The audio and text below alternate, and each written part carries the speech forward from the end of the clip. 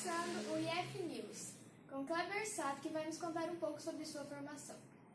Olá pessoal, tudo bem? Eu sou o Kleber Sato, instrutor de educação profissional aqui no Senac de Umuarama. A minha formação, eu sou bacharel em gestão pública pelo Instituto Federal do Paraná, sou especialista em gestão de vendas e marketing pela Unipar de Umuarama, MBA em gestão estratégica de pessoas pela Faculdade Alfa de Umuarama, especialista em gestão do varejo pelo Senac de São Paulo e atualmente graduando em licenciatura da computação pela UEL. Estamos realizando um trabalho de Sociologia do IFPR e vamos fazer algumas perguntas sobre religião e capitalismo. Certo. O que faz as economias crescerem? A economia, no sentido geral, primeira coisa, você tem que ter trabalho, você tem que ter fomento ao trabalho. Mas, em uma linha paralela, também tem que existir fomento a negócios, a diversificação de negócios. Penso que uma economia, para que ela possa crescer, ela tem que ser estimulada, tem que existir oportunidades tanto de trabalho quanto de empreendimento. Atualmente, nós passamos por um momento no Brasil onde temos aí milhões de pessoas desempregadas, falta trabalho, mas também falta qualificação. Então, a economia ela passa pelo sentido financeiro, negócios e educação. Eu penso que é um triângulo de informações que pede que, se isso caminhar junto, as coisas fluem e funcionam. Se não tiver um desses elementos, você terá problema, ou seja, tem capacitação, mas não tem trabalho. Ou vice-versa, tem trabalho, como nós vemos que tem algumas vagas de trabalho que não são preenchidas porque não tem pessoas treinadas, capacitadas, formadas para exercer aquela função. E também tem que ter incentivo da economia para que existam empresas querendo abrir, expandindo e crescendo. Essa é a minha opinião sobre crescimento de economia. Como o sistema econômico vigente interfere na individualidade e na sociedade?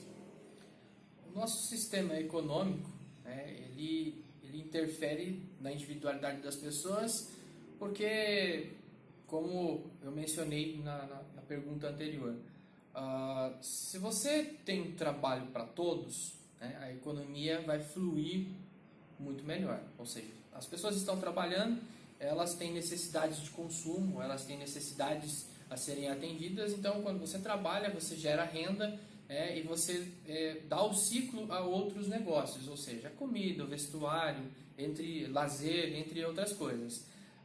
O nosso sistema econômico ele atinge diretamente a nossa individualidade, porque se não tem muito trabalho, se paga pouco, ou, em pior das hipóteses, não tem trabalho, ou tem trabalho e paga pouco. A gente tem um desequilíbrio aí. Tem trabalho para todo mundo, mas está pagando pouco, as pessoas vão ter baixo poder aquisitivo, ou seja, elas vão consumir apenas o básico, ou seja, apenas aquilo que é de sobrevivência delas. Agora, se você tem um sistema econômico que ele proporciona trabalho, mas paga bem, remunera bem, o que vai acontecer? Você, além de pagar aquilo que é básico na sua vida, você vai conseguir fazer outras coisas, como a aquisição de bens maiores, casa, carro, o lazer, uma viagem um pouco mais extensa e coisas nesse sentido.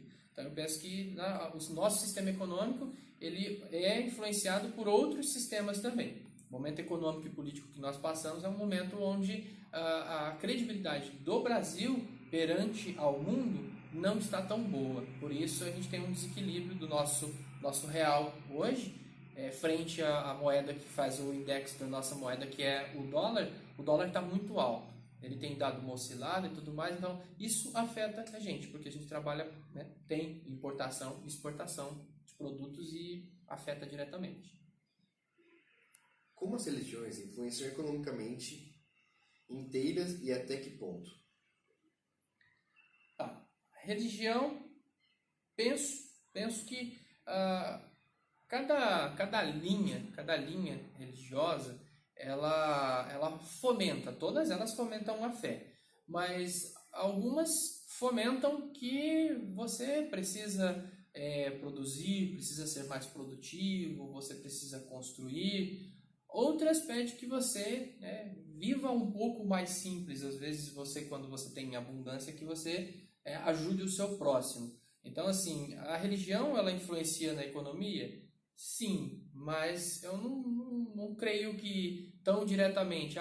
Se o Brasil fosse todo mundo católico, o Brasil seria muito melhor ou muito pior. Ou se todos fossem evangélicos ou espíritas ou outra linha de religião, eu não acredito que isso influenciaria diretamente.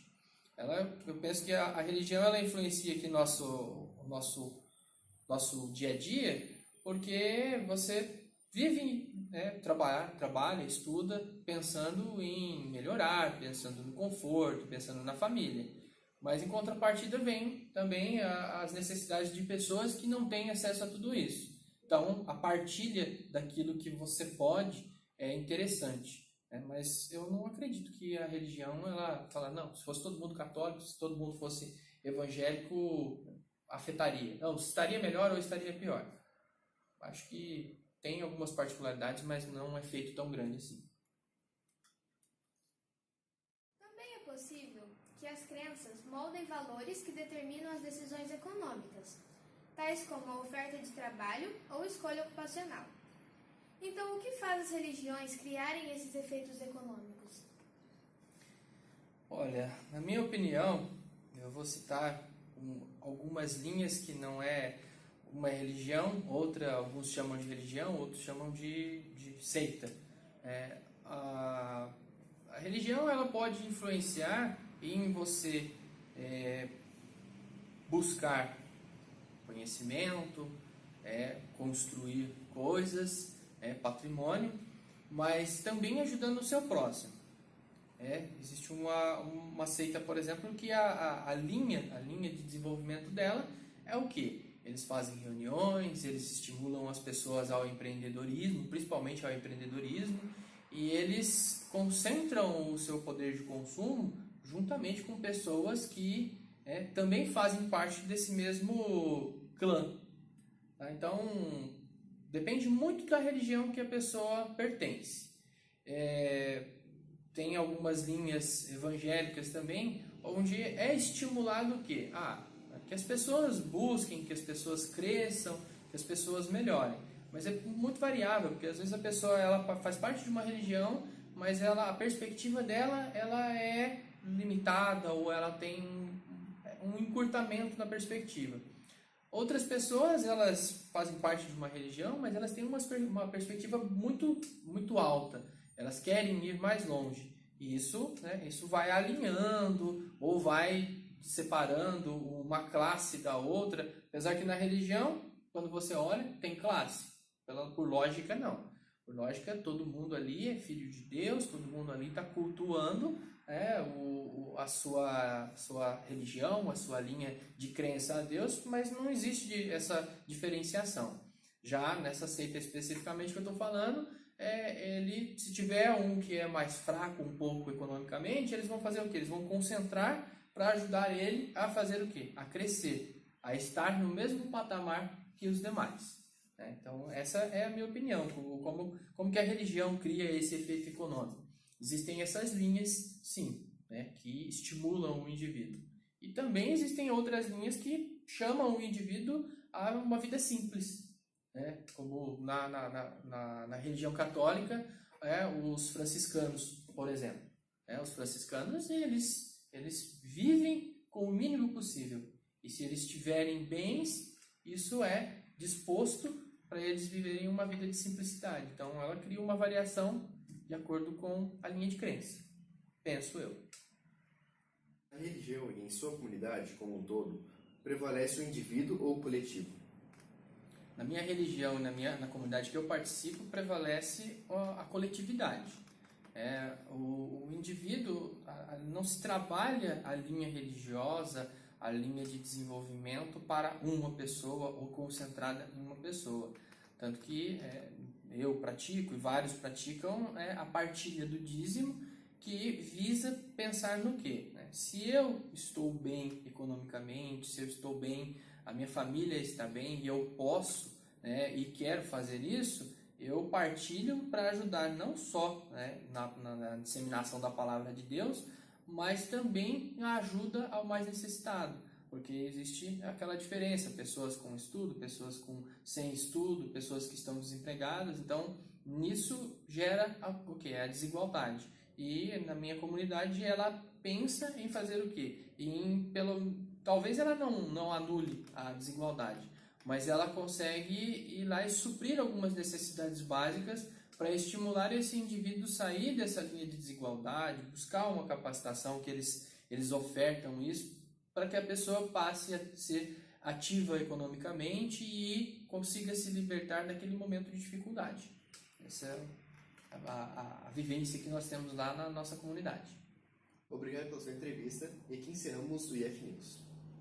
Por nada, precisando, né? Agradeço pelo convite, espero ter ajudado na construção do trabalho de vocês aí do IF News e até mais.